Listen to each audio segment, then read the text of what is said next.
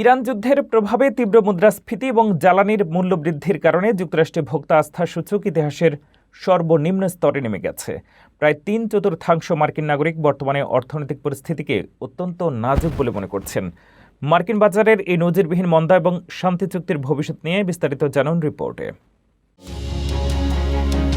যুক্তরাষ্ট্রের চলমান Memorial day উইকেন্ডে যখন লাখ লাখ মানুষ ঘুরতে যাওয়ার কিংবা বাড়ির আঙিনায় বারবিকিউ পার্টির প্রস্তুতি নিচ্ছেন, ঠিক তখনই পুরো দেশ জুড়ে জেঁকে বসেছে তীব্র অর্থনৈতিক অস্বস্তি। ইরানে চলমান যুদ্ধের কারণে সৃষ্ট উচ্চ মুদ্রাস্ফীতি নিয়ন্ত্রণে ট্রাম্প প্রশাসন অনবরত চেষ্টা চালিয়ে গেলেও সম্প্রতি ইউনিভার্সিটি অফ মিশিগানের ভোক্তা আস্থা সূচক বা কনজিউমার সেন্টিমেন্ট ইন্ডেক্স ইতিহাসে সর্বনিম্ন 44.8 পয়েন্টে নেমে এসেছে।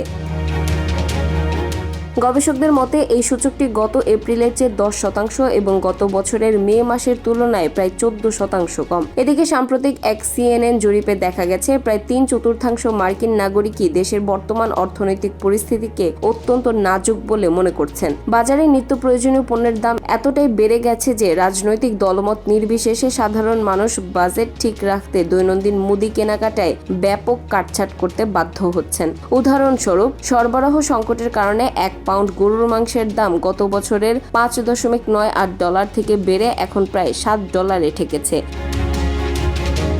তবে মার্কিন ভোক্তাদের পকেটে সবচেয়ে বড় আঘাতটি হেনেছে জ্বালানির আকাশচুম্বী দাম। গত 28 ফেব্রুয়ারি ইরানে মার্কিন সামরিক অভিযান শুরু হওয়ার পর থেকেই গ্যাস ও ডিজেলের দাম লাফিয়ে লাফিয়ে বাড়ছে। AAA এর তথ্য অনুযায়ী বর্তমানে প্রতি গ্যালন গ্যাসের জাতীয় গড় মূল্য $4.51, যা গত বছরের চেয়ে $1.30 বেশি।